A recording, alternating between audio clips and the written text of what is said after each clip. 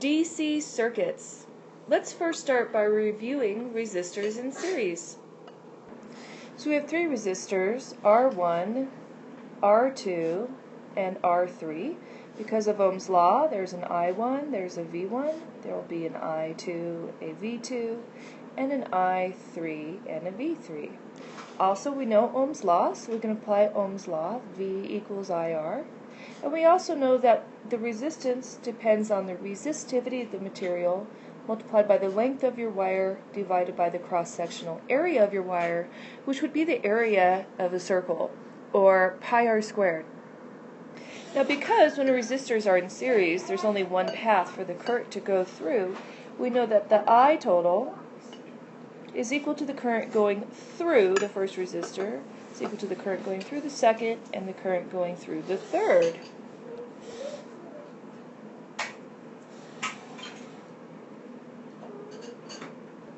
The voltage across each resistor or the voltage coming from the battery is equal to the voltage across each resistor, or the sum of the voltages. And lastly, the total resistance, or the equivalent resistance, is also the sum of each individual resistor. Okay, now let's talk about resistors in parallel. This is a circuit with three resistors in parallel. In each case, there will be a total voltage, there will be a total or equivalent resistance, and there will be a total current.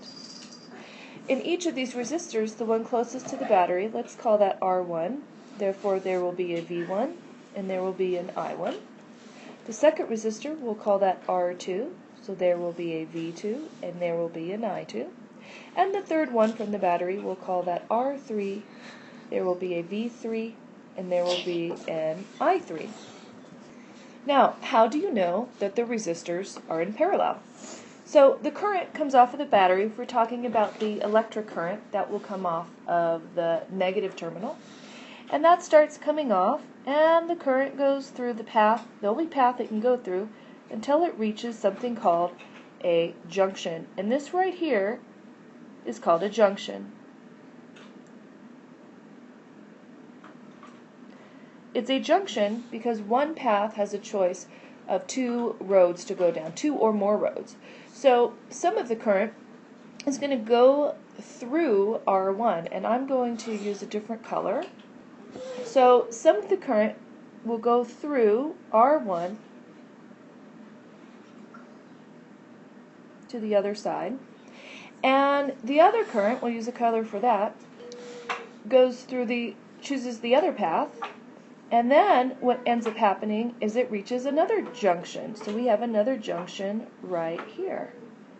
And now the purple current will split up. Some of the current will go through R2.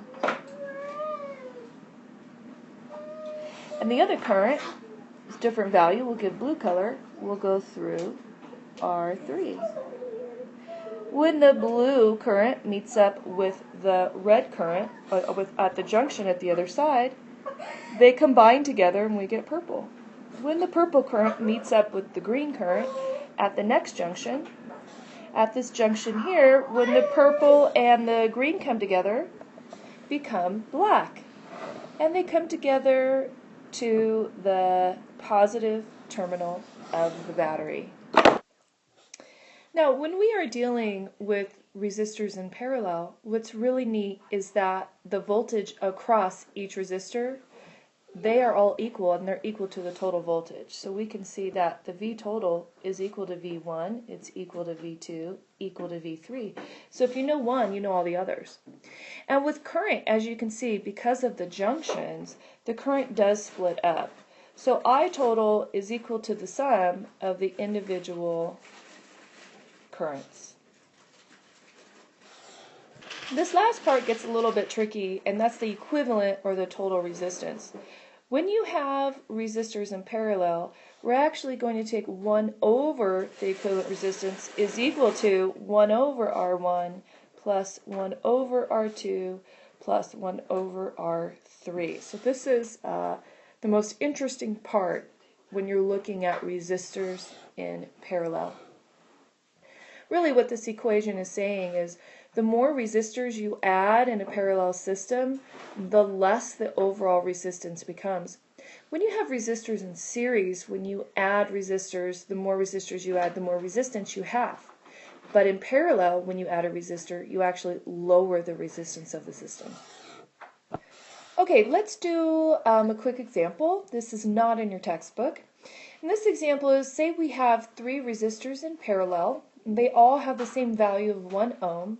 And I'd like you to find the equivalent resistance.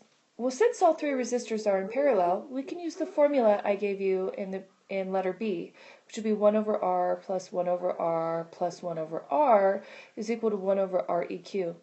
But there's another way to look at this, and what we can do is we can simplify the circuit.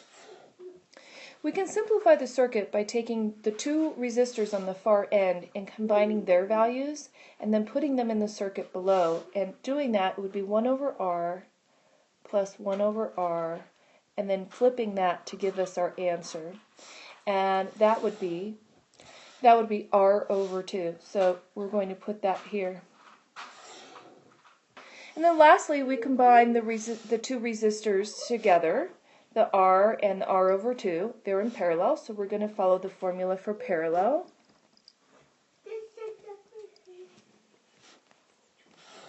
And we get an answer of R over 3.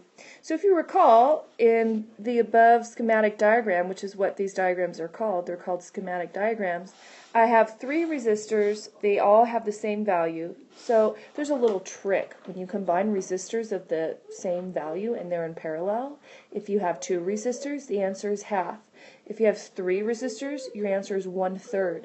If you have 4 resistors in parallel and they're all the same value, your answer will be 1/4. And so on. So we notice we solved here at the bottom here that my total resistance value is 1/3 of R. Okay, now let's talk about complex circuits or compound circuits. And this is when you have a circuit that has both resistors in series and in parallel. So you have a combination. Okay, here I have a complex circuit. It has 3 resistors, an R1, an R2, and an R3.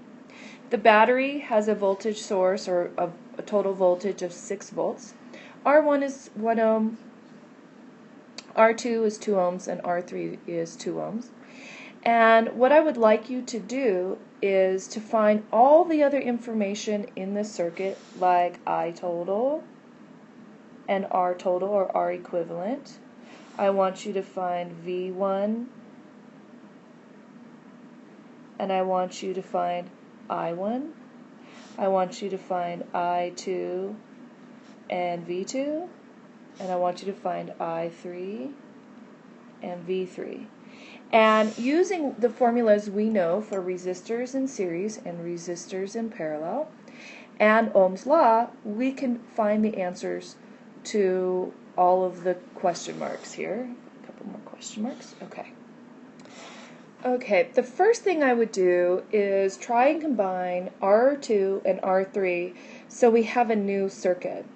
And the value for R2 and R3 are the same. They're each 2 ohms, and they're parallel to each other. So when you have resistors that have the same value that are parallel to each other, when you combine them, the answer is half of one of the original. So if one of them is 2 ohms, then R23 is going to be 1 ohms. And that's just using our formula for resistors in parallel, which would be 1 over 2 ohms plus 1 over 2 ohms, and take the inverse, and that would give you 1 ohm, which is what I put right there. Now, let's see, what else do I know? I can also see here that R1 and R23 are in series to each other. So I can also find R equivalent. Let me do this in a different color. R equivalent is just going to be adding R1 and R23 together, and that'll be 1 ohm plus 1 ohm, or 2 ohms. Now, using Ohm's law then, I should be able to find I total. If V is equal to IR, then I should be equal to V over R. Or in this case, 6 volts divided by 2 ohms, which would give me 3 amps. Now I can see that R1 and R23 are in series to each other, so that means the currents are all equal. So I sub 1 will be 3 amps, and I23 will be 3 amps. Because of Ohm's law, I should be able to find V sub 1 because V is equal to IR, or in this case 3 amps times 1 ohm, and that gives me 3 volts. I can also see for V23 using Ohm's law that it would be 3 amps times 1 ohm, or 3 volts. As you can see here, I have filled in all the blanks, but I still need to look at I2, V2, I3, and V3. So let's take a look at those. One of the things I see here is I have V23, which is a combination of V2 and V3, and they're all parallel, which means V2 is equal to V23, or we're going to use this with red, 3 volts, and V3 is also 3 volts. So now I'm just left with the value for I2, and I'm left for a value for I3, and I know Ohm's law. Ohm's law says I is V over R. So for I2, that would be 3 divided by 2, or 1.5 amps, and the same for I3, that is 1.5 amps. So in this particular problem, we have filled in all the blanks. Okay, I have one practice problem for you. It's number 20 on page 548. The answer I came up with was 1,750 ohms. It is a little bit challenging, but I know you can do it, so good luck.